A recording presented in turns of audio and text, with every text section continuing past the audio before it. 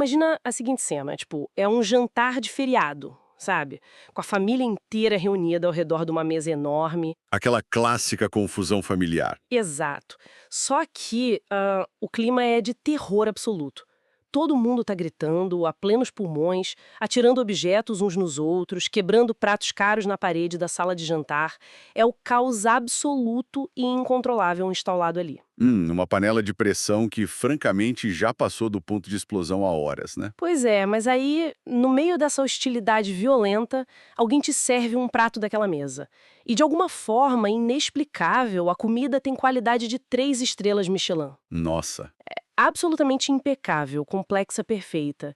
É, sabe, uma contradição que simplesmente dá um nó na cabeça de quem tenta entender como algo tão bom saiu de um lugar tão destrutivo. Com certeza. E eu acho muito difícil encontrar uma metáfora mais precisa para descrever o que foi o Screaming Trees. A nossa exploração de hoje é justamente uma imersão profunda nessa história caótica, fascinante e muitas vezes brutal, né? Sim, de uma das bandas mais vitais, porém mais subestimadas de toda a era grunge. E eu digo isso porque a nossa missão com essa análise hoje é tentar desvendar esse mistério. Reunir aqui uma pilha de fontes que vão desde memórias recentes e conflitantes dos ex-integrantes até documentação médica sobre o impacto neurológico dos opioides na história da música. É um material bem denso, para ser sincero. Muito denso.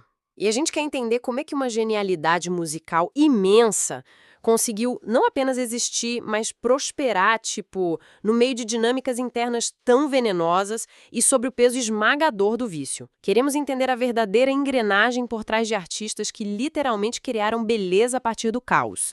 E para dissecar essa engrenagem, a gente precisa olhar para o solo onde essa semente radioativa foi plantada, digamos assim. Estamos falando da pequena cidade de Ellisburg, no estado de Washington. Ah, meados dos anos 80, certo? Isso, anos 80. Uma típica cidade pequena americana onde, veja bem, se você não se encaixava no molde, você era sumariamente descartado. E Screaming Trees foi formado justamente por esses jovens excluídos. Os desajustados absolutos. Exatamente. Tínhamos o Mark Lanegan nos vocais, os irmãos Van e Gary Lee Conner no baixo e na guitarra, e o baterista original, o Mark Pickerel. A cidade inteira tratava eles como perdedores. Ok, vamos desempacotar isso. Porque a dinâmica interna deles era inacreditavelmente disfuncional. E aqui mora um conflito gigante nos nossos materiais. Um abismo entre as versões. Total. As fontes trazem memórias que parecem falar de bandas completamente diferentes. De um lado, a gente tem a autobiografia do Mark Lanegan, o Sing Backwards and Weep. E, nossa, é um livro brutal. Muito pesado, um ressentimento puro. Ele pinta um quadro sombrio, amargo, onde o ódio entre os membros era palpável.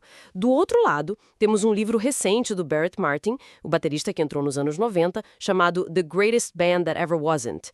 E o Barrett foca numa narrativa muito mais bem-humorada. Ele vê como uma insanidade coletiva, né? Sim, quase como uma comédia de erros. E o guitarrista, o Gary Lee Conner, afirmou abertamente que eles nunca foram amigos de verdade.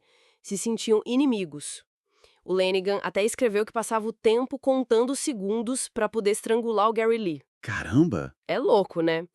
Inclusive, o Barrett admite que uma história do livro do Lanegan é real. Ele realmente atirou uma lata de cerveja na cabeça do vocalista num quarto de hotel em Nova York. Nossa, uma lata cheia? Sim, um sintoma do caos generalizado.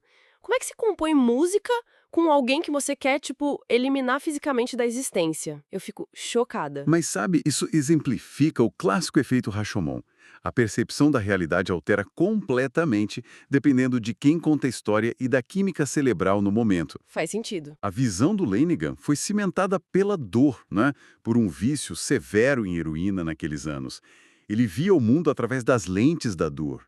Já o Barrett Martin traz outra perspectiva. Ele ficou sóbrio no meio dos anos 90 e, como chegou depois, via aquela rivalidade de sangue apenas como uma insanidade de jovens raivosos. Só moleques batendo cabeça. Exato. E essa é a grande ironia. Eles não precisavam ser amigos. No início, o inimigo em comum era o isolamento daquela cidade pequena. A tensão forçava a arte a ser agressiva, urgente. Eles depositavam o ódio nos instrumentos, não em conversas. E isso nos leva a pensar sobre a posição deles, porque apesar de se odiarem, o Screaming Trees virou uma espécie de realeza do rock dos anos 90.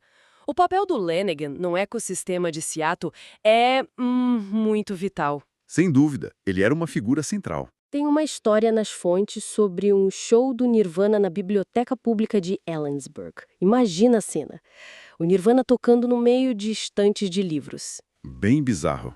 Muito. E o Lanegan estava lá. Ele elogiou muito o Kurt Cobain no final. E segundo os relatos, esse selo de aprovação do Lanegan evitou que o Nirvana acabasse antes mesmo da fama. Eles até colaboraram depois. O que é fascinante aqui é a hierarquia psicológica do underground. O Cobain olhava para o Lanegan como uma figura de autoridade, quase um irmão mais velho endurecido. Mas esse respeito contrastava bizarramente com a forma violenta como lidavam com o resto do mundo. Ah, sim. O que nos leva à infame treta com o Oasis. Essa é clássica. O Liam Gallagher zombou da banda chamando eles de Howling Branches, tipo galhos uivantes. O Lanegan revidou pesado no livro, chamou o Liam de um viciado tenso, um poser, um valentão de parquinho, e afirmou que o Liam fugiu de uma briga prometida entre os dois em Miami. Deixou o Lanegan plantado lá. Pois é. Então, o que tudo isso significa? Será que essa atitude de intimidação, essas brigas constantes, eram um mecanismo de defesa contra a indústria musical? Ou só um sintoma da turbulência interna que consumia os membros? Eu diria que o contraste é brutal. A agressividade era a casca externa de uma instabilidade imensa. Pense na voz do Mark Lanegan, aquela voz profunda, texturizada, que influenciou o Cobain. Mas o corpo que abrigava essa voz era uma máquina operando no limite da falência, primariamente devido aos opioides. Aqui é onde a coisa fica realmente interessante, sabe? Porque eu quero fazer uma crítica forte a como a gente consome isso. A indústria tem essa mania de romantizar a arte do gênio torturado. A galera adora comprar melancolia. Exatamente. O público ama consumir o trauma, mas vira o rosto para a realidade clínica suja da doença. Porque o vício do Lanegan era terrível. Durante a turnê de 92, ele quase teve um braço amputado por causa de uma infecção. Ele admitiu que odiava a banda e só continuava fazendo show para financiar a heroína. É a mercantilização da doença. E a história médica nos mostra que isso não é exclusivo do grunge, viu? Se voltarmos no tempo para 1830, temos o Hector Berlioz compondo a Sinfonia Fantástica. No século XIX. Sim, ele compôs sobre o uso massivo de ópio, inspirado em um romance frustrado. O padrão de traduzir a química cerebral, o efeito dos opioides, já estava lá. Mas, espera, eu fico pensando no que acontecia nas décadas seguintes, porque a crueldade do sistema foi mudando. Nos anos 40, a lenda Billie Holiday já usava heroína. É um ponto excelente. Só que no caso dela, ela foi ativamente perseguida pelo governo, pelo Harry Anslinger. Ela até comparou a criminalização do viciado a, tipo, colocar um imposto sobre a insulina de um diabético e caçar ele na rua. E ela morreu de cirrose. É revoltante. É um paralelo perfeito entre a visão clínica e a persecutória. E a crueldade continuou na era do jazz nos anos 50. Perdemos lendas para a heroína como Charlie Parker, John Coltrane. Nossa, verdade. E tem aquele episódio obscuro da Lexington Narcotics Farm. Era uma instituição que usou músicos viciados como Ray Charles e Sonny Rollins, essencialmente como cobaias humanas para protocolos de metadona. Isso é de embrulhar o estômago. Totalmente.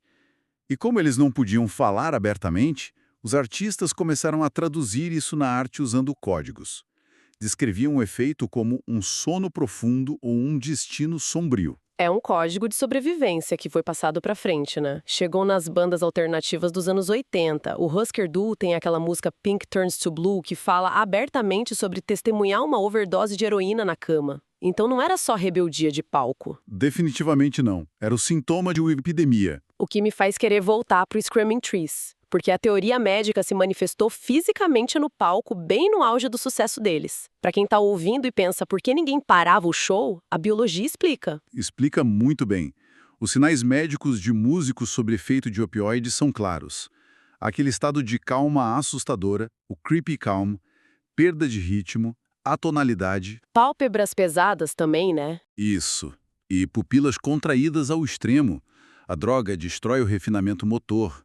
A pessoa perde a capacidade de seguir o ritmo da banda. E o estudo de caso perfeito disso é a apresentação deles no programa do David Letterman, tocando o maior hit, Nearly Lost You. O auge comercial deles. Sim, o auge.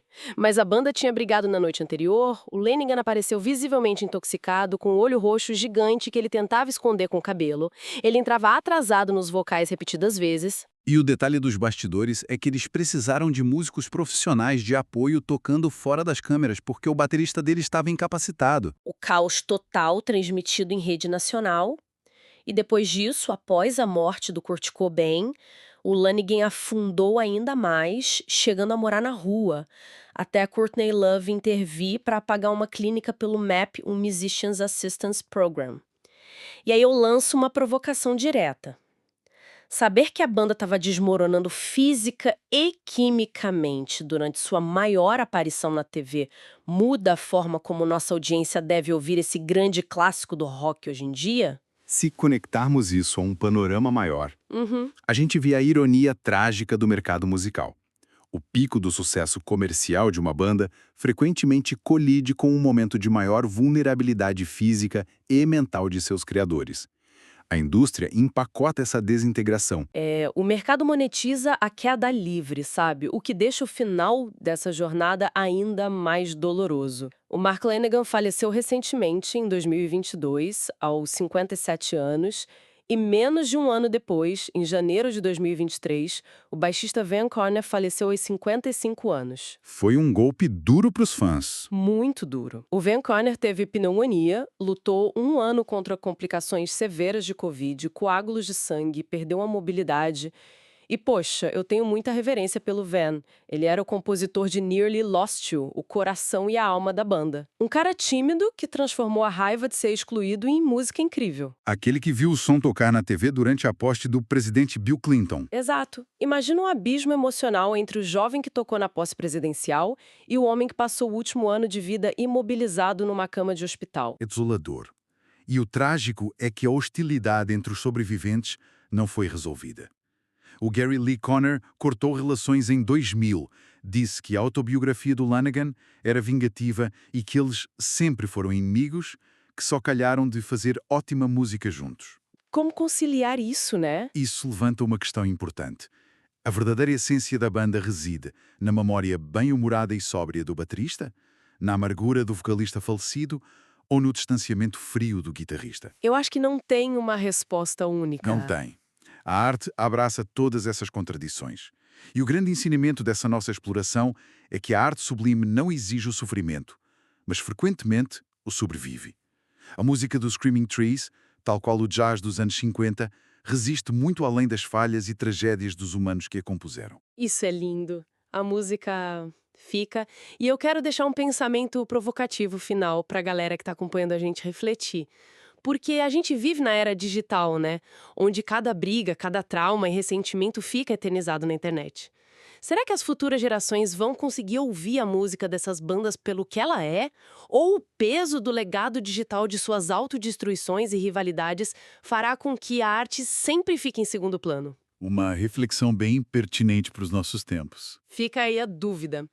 E se curtiu o vídeo, curta, compartilhe, comente o Oi Tio Grunge e se inscreva no canal Grande Aposentado. Até a próxima!